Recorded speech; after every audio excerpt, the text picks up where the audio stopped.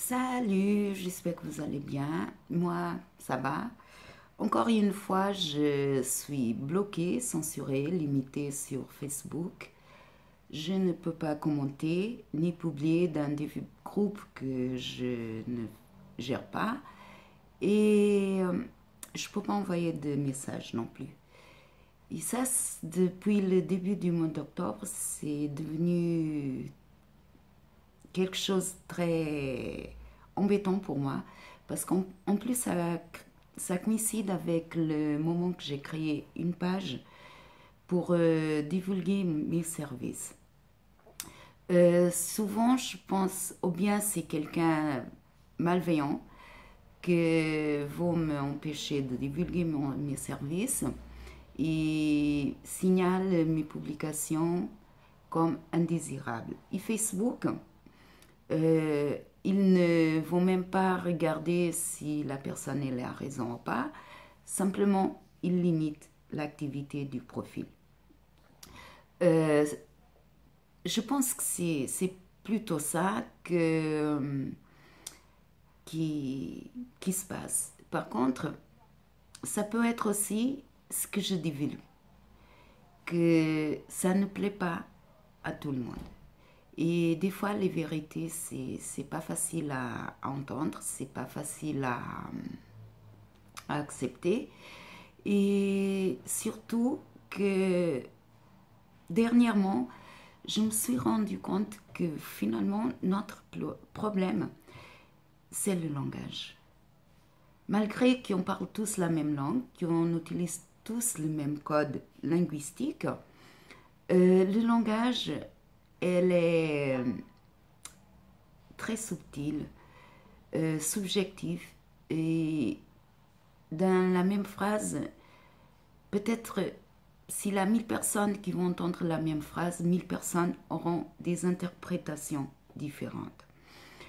Et ça, de plus en plus, le langage, on sait très bien, c'est à l'origine de la plupart des conflits, pour ne pas dire tous les conflits. Bon, ça c'est un coup de gueule, peut-être. Comme la liberté d'expression, le droit de s'exprimer, ce n'est pas vraiment un droit.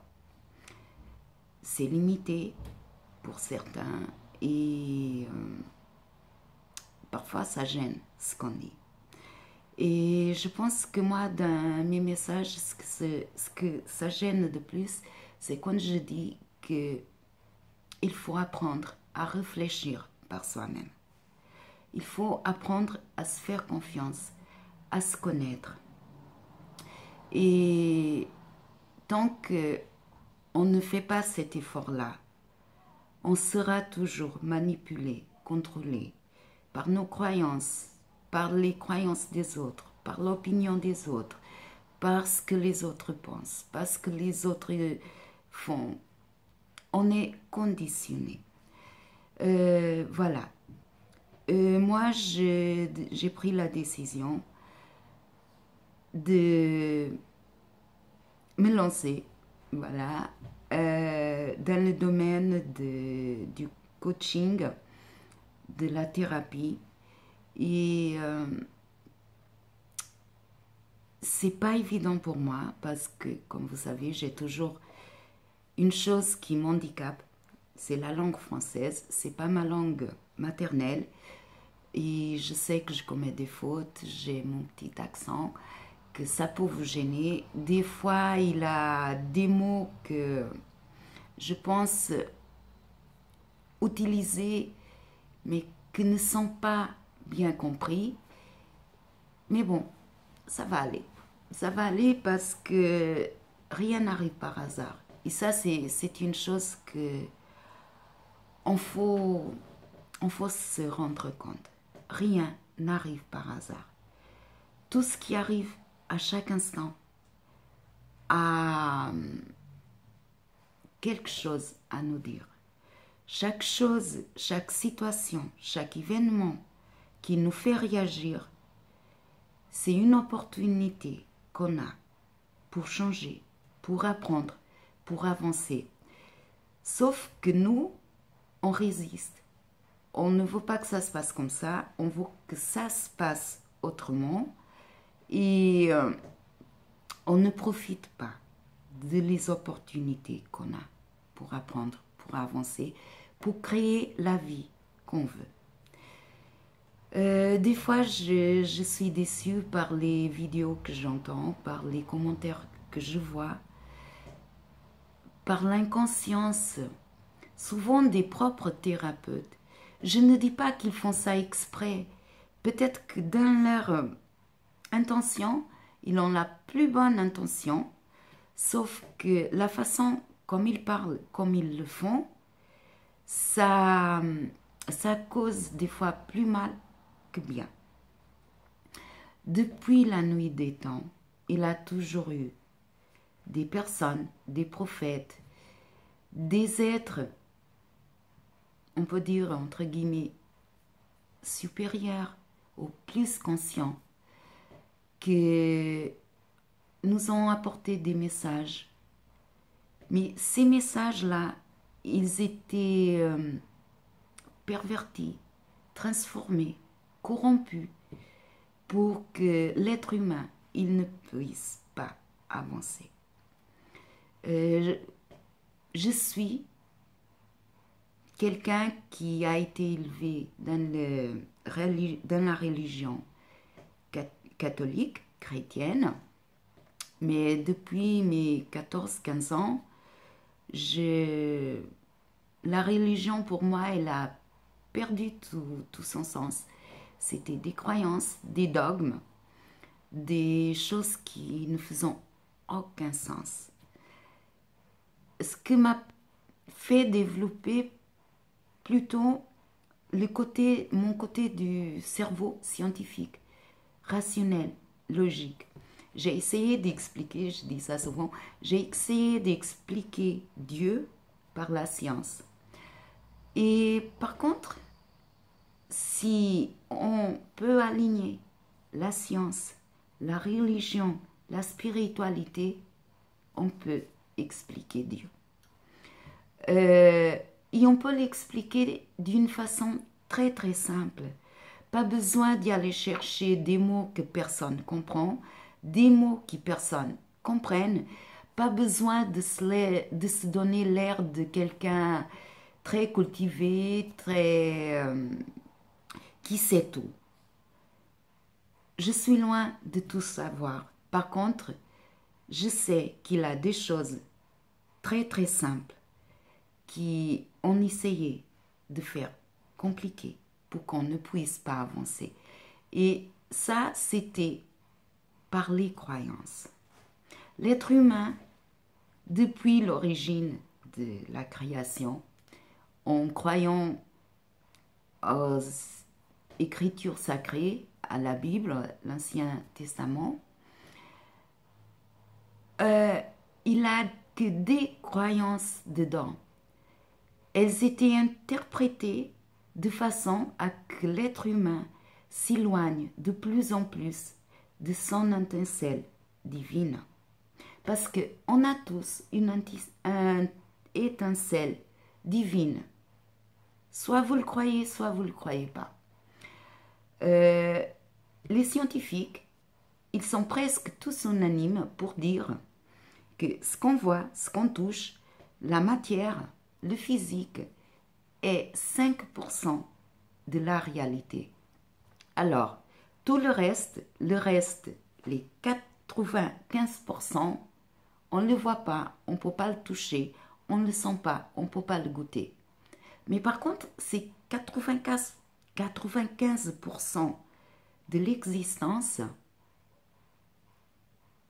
ça existe. Et ça interfère avec notre réalité physique. Notre corps physique, notre tête, cerveau, les jambes, les mains, les bras, le cœur, c'est 5% de notre être. Alors, imaginez, on vit cette réalité comme ce que notre corps, ce qu'on voit là, c'est 100% de notre être. Mais il n'est que 5%. La physique quantique, elle nous a déjà prouvé depuis longtemps que tout est énergie. Rien se perd, tout se transforme. Qu'un observateur peut changer le résultat d'une observation. Ce qu'on croit, ça devient une réalité. Si on croit que notre corps est tout ce qu'on a, alors ça devient notre réalité. Et cette réalité, ça profite à quelques-uns. Parce qu'il y a des êtres, je ne sais pas si je peux l'appeler des êtres humains, on dirait une élite qui profite de ça. C'est une élite qui a tout l'intérêt de nous maintenir dans les croyances, dans les fausses croyances, dans l'ignorance, pour pouvoir nous manipuler, nous contrôler, se servir de nous. Une des croyances que moi, depuis longtemps, ça me fait réagir, c'est quand j'entends dire qu'on n'est pas parfait, que l'être humain n'est pas parfait. Et je dis souvent, ce qui n'est pas parfait, c'est ce qui n'est pas humain. Ça, ce n'est pas parfait. Par contre, l'être humain, il est parfait. Parce que l'être humain est une création divine. Je vous invite à écouter des vidéos de Frank Hatem. C'est un métaphysicien. C'est le président de l'université francophone de métaphysique. Il explique super bien.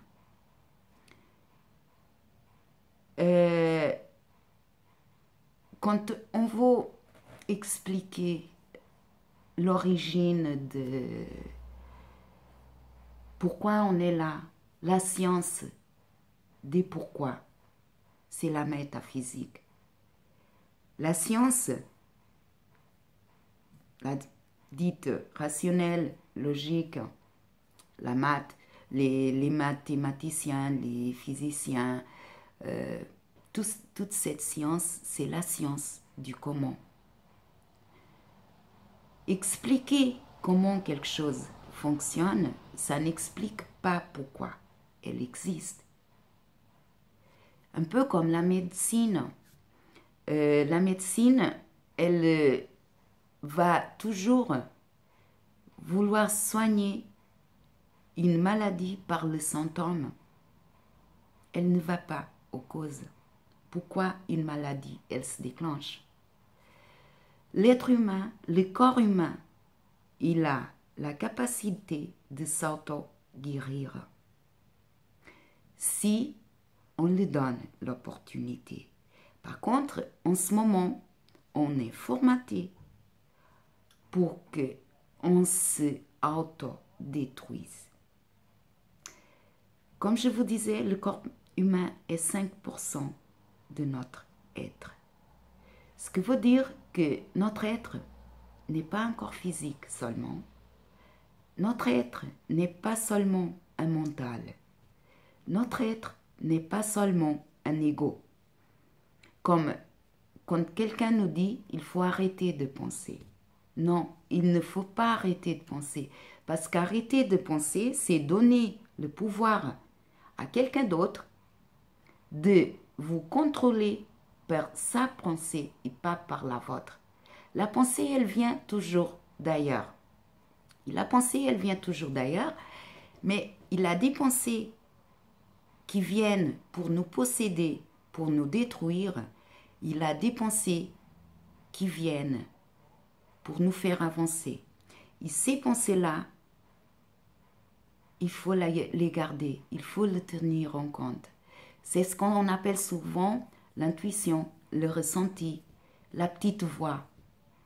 Mais cette petite voix, on peut l'entendre si on est en paix, en tranquillité, si on sait comment on fonctionne, De là l'importance de se connaître soi-même, savoir qui on est.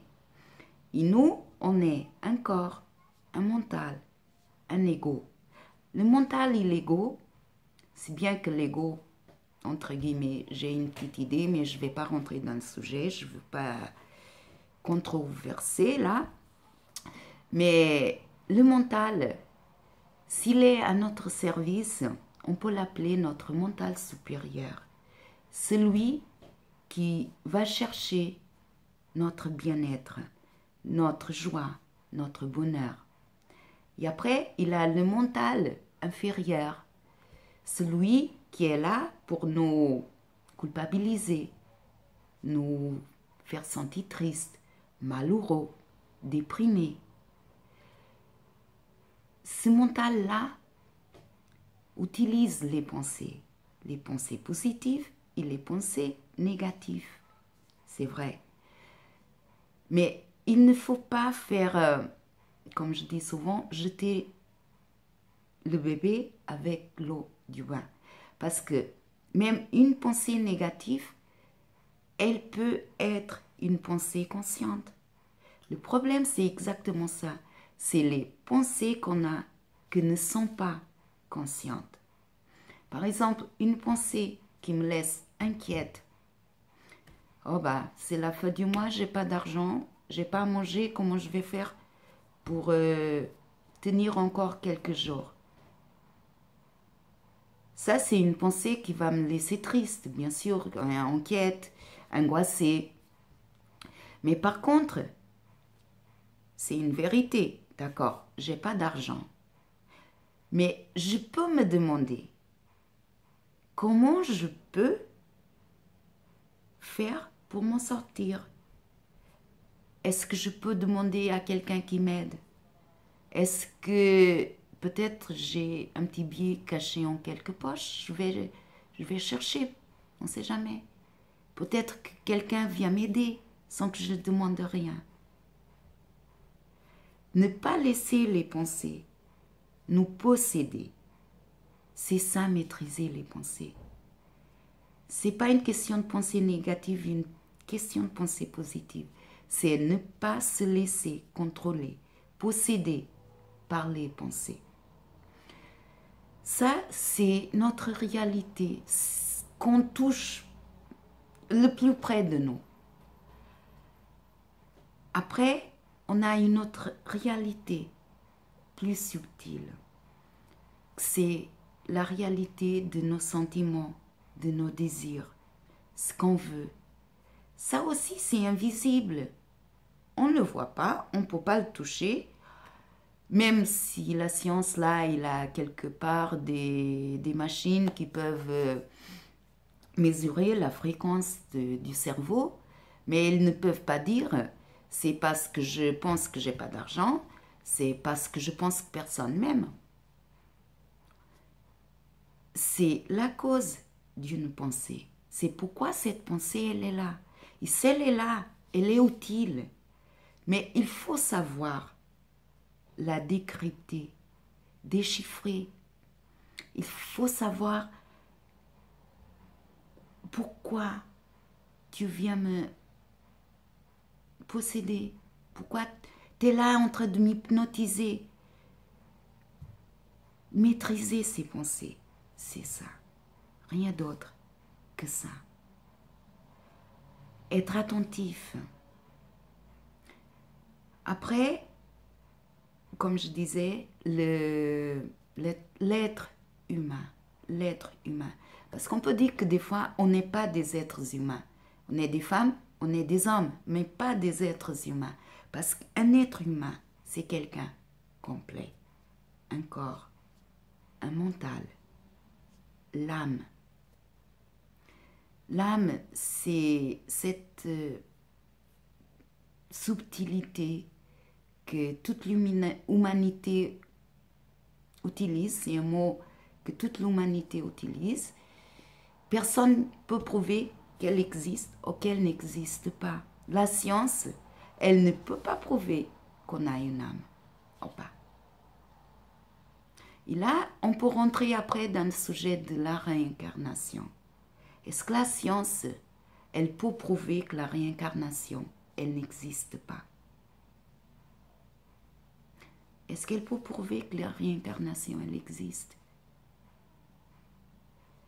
C'est des sujets que la plupart, on ne fait pas l'expérience, on ne réfléchit pas parce qu'on est très occupé à penser dans notre vie physique, nos problèmes physiques, le manque d'argent, le pouvoir, ce que les autres ils vont penser, les croyances. Mais si je fais ça, les autres ils vont dire que je suis folle. Tant pis pour les autres, c'est leur opinion, pas la mienne.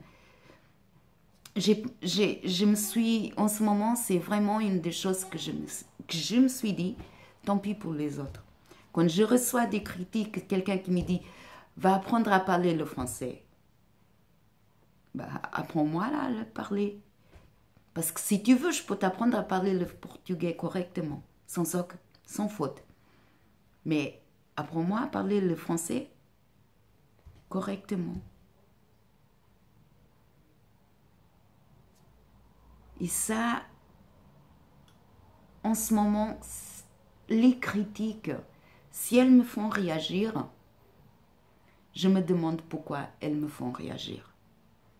C'est parce qu'il y a quelque chose là que je n'ai pas encore compris. Il y a quelque chose là qu'il faut que j'apprenne, que je comprenne, que j'intègre, que je fasse l'expérience.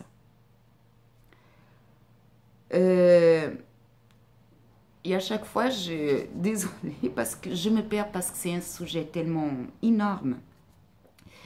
Après, l'âme qui fait partie de notre être. Selon certains, c'est l'âme, elle a la mémoire de toutes nos vies passées. L'âme, elle sait tout. Non, l'âme, elle ne sait tout. L'âme, elle peut avoir la mémoire de notre vie, de notre vécu, de notre expérience, mais elle ne connaît pas plus que ça. L'âme vit des souvenirs, de l'émotionnel. Quand on parle du monde astral, c'est bien ça, c'est le souvenir, l'émotionnel. L'âme, elle a conscience de ce qu'elle a expérimenté. Elle ne peut pas avoir conscience d'autre chose. On peut faire la comparaison avec notre mental. Notre conscience, elle fait l'expérience de ce qu'on connaît, de ce qu'on a expérimenté. On ne peut pas y aller plus loin. Si je suis dans votre conscience, c'est parce que vous m'avez vu. Sinon, je n'étais pas là. C'est parce que vous me connaissez. Si vous avez la conscience du monde extérieur, c'est parce que vous l'avez expérimenté. C'est un peu comme l'âme. L'âme, elle a l'expérience, le souvenir, la conscience de ce qu'elle a expérimenté. Peut-être c'est ce qui est dans notre subconscient, ce qu'on ne peut pas se souvenir en état de veille. Mais elle ne peut pas y aller plus loin que ça. Après, on a, je fais court, notre esprit. Notre esprit,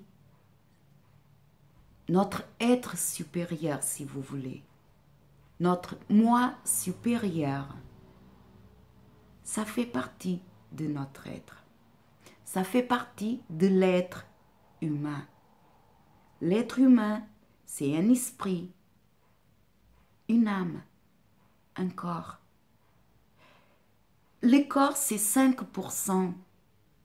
L'esprit, l'âme, c'est 95%. Il n'y est 95%, ni est l'âme et l'esprit, s'il n'y est 95% de notre existence, de notre réalité. Notre esprit, notre moi supérieur, c'est lui qui connaît, c'est lui qui sait C'est lui qui nous guide. Moi, je l'appelle mon petit papa. Et depuis que j'ai compris parce qu'il avait quelque chose qui me bloquait là, et depuis que j'ai compris comment je peux être en entier avec mon être, mon petit papa, mon esprit supérieur. Quand j'ai un doute, quand je me sens triste, inquiète, angoissée, je demande toujours, papa, dis-moi qu'est-ce que je dois faire, papa, qu'est-ce que j'ai à apprendre, guide-moi. Vous pouvez l'appeler comme vous voulez. Si vous voulez l'appeler Dieu, dites mon Dieu. Si vous croyez que c'est votre ange de gardien, appelez-le votre ange gardien. Peu importe ce que vous l'appelez, c'est votre être, c'est l'alignement de votre être. Toutes les philosophies orientales, n'importe toutes les religions, disent exactement la même chose. Mais ces techniques, elles nous sont présentées d'une façon tellement compliquée, avec des mots tellement étranges, qu'on se dit, tant pis, j'arriverai jamais. Exactement comme pour la méditation. Oh, mais par exemple, moi, c'est une chose, la méditation, comme les techniques de méditation, méditation en pleine conscience, tout ça, franchement, ça ne me dit rien, ça ne me parle pas. Parce que chacun a sa façon de méditer. Quand vous êtes en conscience avec vos pensées, que vous arrivez à maîtriser vos pensées, vous méditez tout le temps. Pas besoin de technique, pas besoin de dire c'est pas comme ça, j'ai raté un pas, qu'est-ce que... Non, chacun a son chemin, chacun fait les choses comme il le ressent, comme ça le parle. C'est pas parce que c'est un gourou, parce que c'est un maître qui le dit, que vous êtes obligé de l'accepter. Si ça ne vous parle pas, si vous réagissez, écoutez votre corps. Parce que le corps, il nous dit, il nous parle si on sait l'écouter. Quand on se sent mal, quand on est malade, c'est parce que dans l'invisible, dans l'autre 95% de notre être, quelque chose ne va pas. C'est parce qu'on est en conflit. Par exemple, une des choses que est souvent très mal expliquée, très mal véhiculée, le karma. Mais le karma, il y a quelques-uns qui disent que là, en ce moment, il n'a plus de karma, on ne peut pas produire pas de karma. Mais c'est quoi le karma? Le karma, c'est les liens qu'on a. Les liens qui nous attachent de ce qu'on fait, de ce qu'on pense, de ce qu'on dit. Tout ce qu'on pense, tout ce qu'on dit et tout ce qu'on fait, ça crée des liens. Et si c'est des liens conscients, oui, on est libéré du karma parce que c'est conscient. Mais si c'est des paroles, des pensées, des actes inconscients, vous pouvez être sûr que le karma, il finira jamais. Il sera toujours là.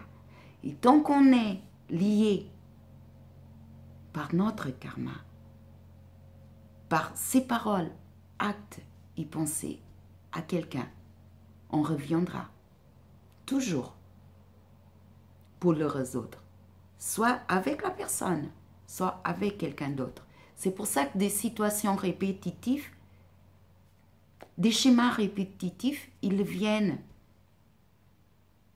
Parce qu'on n'apprend pas, on résiste. Ça, c'est là, mais je ne veux pas. Je passe à une autre chose. Mais ça reviendra. Tant que ce n'est pas résolu, ça viendra. Dans n'importe quel domaine de notre vie. Bon, ça c'est pour vous dire que notre être est 100% de notre existence. Et notre corps physique, notre réalité physique, notre corps, notre nom, notre compte en banque, notre profession, notre situation sociale, notre position, c'est 5% de notre réalité. Les émotions, les pensées, les sentiments, les croyances, les conditionnements, et 5%, c'est 95% de notre réalité, de notre existence. C'est ça qui nous conditionne. La pensée est énergie. La pensée est créatrice. Chaque fois que vous pensez quelque chose, cette pensée, elle est en train de créer. Et tout qu'on voit dans la réalité physique, avant qu'elle se manifeste dans le physique, elle est créée dans l'invisible. Et c'est à nous de créer ce qu'on veut. Mais pour ça, il faut se connaître, connaître son fonctionnement, savoir pourquoi c'est comme ça et c'est pas autrement. Savoir s'écouter, savoir maîtriser ses pensées. Savoir être fou. Parce qu'en fait, c'est ça. Savoir être fou. En conscience. N'ayez pas peur du jugement des autres. Parce que c'est leur problème à eux, pas le vôtre. Aime jouer au service à des obstacles. Parce que quelqu'un ne veut pas que ça démarre. Mais je sais que je peux compter sur vous. Parce que ce que je fais, je le fais parce que je suis obligée de le faire. Quand je suis alignée avec ma pensée, mes sentiments, mon désir, c'est ce que je veux. En entier. Mon esprit, mon âme, mon corps, ils se sentent bien. Je suis heureuse chaque fois que je peux partager. Chaque fois que quelqu'un m'a dit, on me dit, Maria, merci. Grâce à toi, j'ai finalement compris. Ça, c'est pas de l'argent. Ça, c'est du bonheur, c'est de la joie. Après, il a des techniques, il a des choses que je ne peux pas parler dans une vidéo. C'est des choses que, à partir du moment que j'ai compris qui je suis, ça me vient comme ça, comme par miracle. Et en fait,